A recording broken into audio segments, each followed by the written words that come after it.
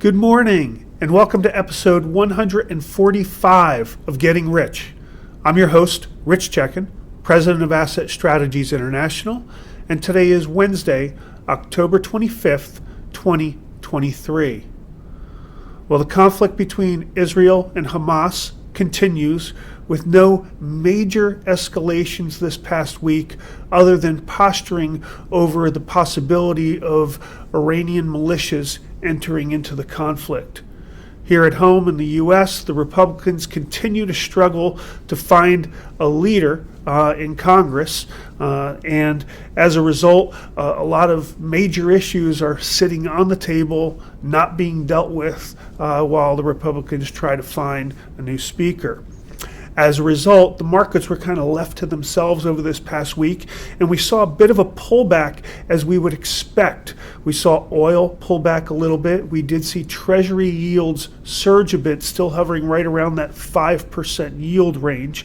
And for the most part, precious metals pulled back, with gold holding steady. And given the conflict in Israel and the safe haven concerns, despite the headwinds of Treasury yields, fully expect gold to hold pat, and that's what it's been doing.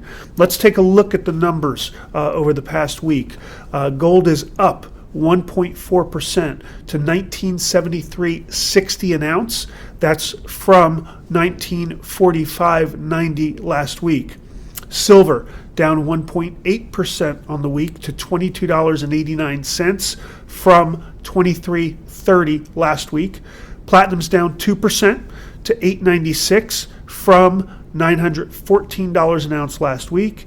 And palladium is down almost 1%, 0.9%, or $10 to $11.46 an ounce from $1,156 a week ago.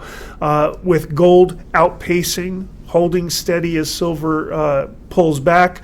The gold-silver ratio, or the number of ounces of silver it takes to buy an ounce of gold, has increased to 86.56 this week from 83.82 last week. And the U.S. dollar is pretty much holding firm at 106.45. Last week it was 106.31. So the message is very clear. I mean, gold continues to do its job in this crisis. It's holding steady. It's a safe haven, and it is the world's only real money. But we are seeing a little bit of a pullback. Even though last week's number reported here were higher than, we actually had hit levels last week of near $2,000 an ounce before gold pulled back slightly. This profit taking is expected. These are the dips you want to go ahead and buy on, and keep your powder dry for these opportunities. And then when they come, like they have now, take advantage of them. As always, we'd like you to follow us on YouTube. Go ahead and like us. Send us your comments and questions. Follow us on social media platforms.